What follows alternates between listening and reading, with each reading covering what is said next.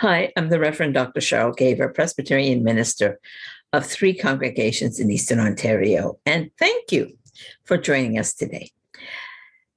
Our question for the questioning pastor is, why did some churches stay open during the COVID lockdowns? So let's get that, sort of deal with the terminology first. Churches, as a rule, stayed open. All churches stayed open. Okay.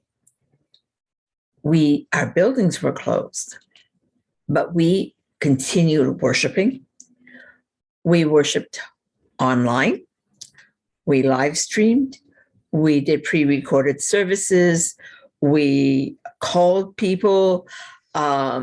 We dropped services off. We did whatever we could to reach our people, to preach the gospel, to minister however we could, but accepted that our church buildings would be closed. Okay, so what the question probably means is, why were some church buildings open? And the issue there is church and state. We have been fighting back and forth for centuries and millennia. Who has the right to tell the other what to do? So sometimes the government says they have the right to tell churches what to do. Sometimes churches say we have the right to tell the government what to do. We're back and forth constantly. What we generally have decided in the Presbyterian Church is we can support the government when we think they're right, and we will oppose the government when we think they're wrong. Okay? We have the right to resist. Another thing, though, is the government cannot order us.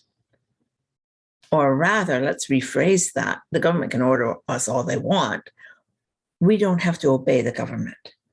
Actually, we never obey the government. All right? And that's just something that we hold very dear. And many denominations have the same position. And part of it's called the right of sanctuary. And some of that goes back to the Bible. Of course, we always go back to the Bible.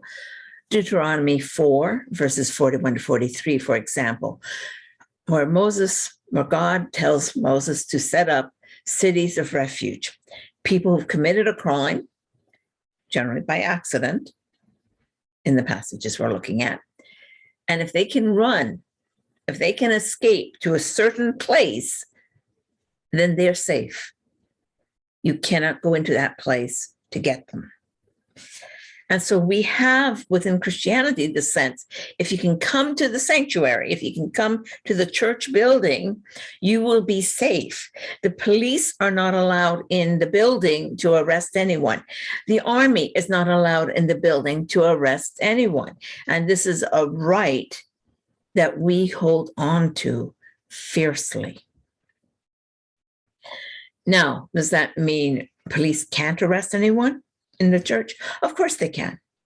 If we call them, so you've got someone who's creating a scene at a wedding or someone who's shooting up the congregation, yes, the police are going to show up and they're going to basically say, we want in the building, and we're going to say, come in, do your job, help arrest them, okay?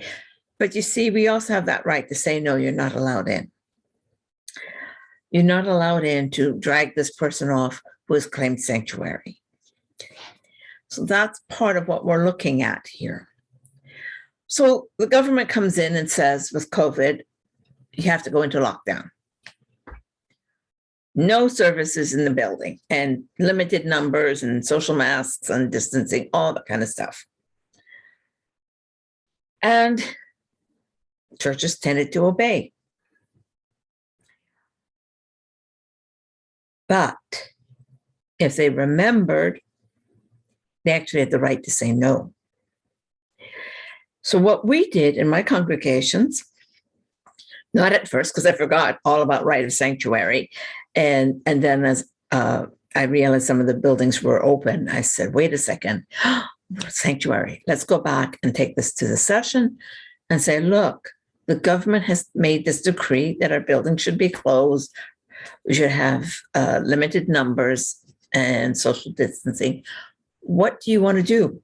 We do not have to obey the government. In fact, we won't obey the government, but we are free to make decisions of our own. Okay. Does the government policy make sense given what we know about the COVID pandemic at the time? Does it make sense to keep the buildings closed? Then later, does it make sense to open with limited numbers and masks? Okay.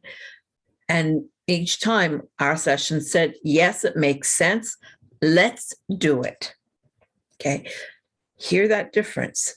The government of Ontario, which is where my churches are located, can order whatever they want to order. We do not obey them. But we can make that decision and say, sounds good. Let's make our own decision to do the same thing the government wants. It's our decision to make. And for the most part, I think most of the churches did do what the government wanted. Again, not obeying the government, but making decisions of their own that said, this makes sense, sounds reasonable. This is not an attack on religion. This is a health measure. We're going to follow it and listen to what the specialists are saying, and we'll do what they suggest because it makes sense. Some congregations, however, said we're not going to do it. We do not agree with what the government says. We will not follow those rules. We do not believe in limiting numbers or wearing masks or keeping social distance. We believe these rules that the government's coming up with is really an infringement on religion and overstepping of their authority. And we're not going to even consider the question ourselves. And so they kept the buildings open. Or maybe they did consider the question and decided we're still going to open the buildings. And the result was, in many cases, they became super spreader venues.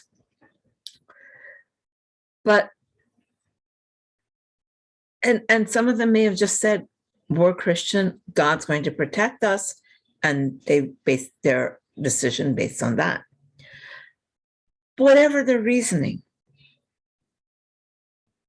the basic decision of churches is we make our own decisions. Each denomination has its own ways of making decisions. We do not obey the government. Okay. So, for example, years ago, the government came up, they wanted to raise the minimum wage. And this would affect everyone working at a university. And the Presbyterian College, and no, not Presbyterian College in Montreal, but one of the Presbyterian colleges in Canada just said no, they would leave that university affiliation rather than obey the government. The government had to give in. And they finally said, all right, we don't have that right to tell the church what to do and what salary to set. And we're like, good. Now we are going to make a decision, and the salary set is going to be the same as what the government proposed. Okay, that's your maneuvering. The government cannot order us, but we are free to make a decision that says, okay, sounds good. So whether it's building codes, fire codes, any of those things, they do not have the right to tell us, to order us. Of course, they'll do it anyway, but we do not have to obey. But we are free to make our own decisions that will actually go along with whatever the policy is. Yes, it's privilege and right, and who has that authority? And somewhere in there, we're praying for God to guide us. But we want to retain that freedom to criticize the government when we think they're going wrong. So that's your answer for today. And you can explore the whole idea of sanctuary movement and how it can be abused or used, and decide for yourself where you feel on it. But ask your minister, ask your congregations, what does it mean to basically go along with the state or oppose the state? So once again, thank you for joining us, and take care until next time. Take care and God bless. Bye-bye.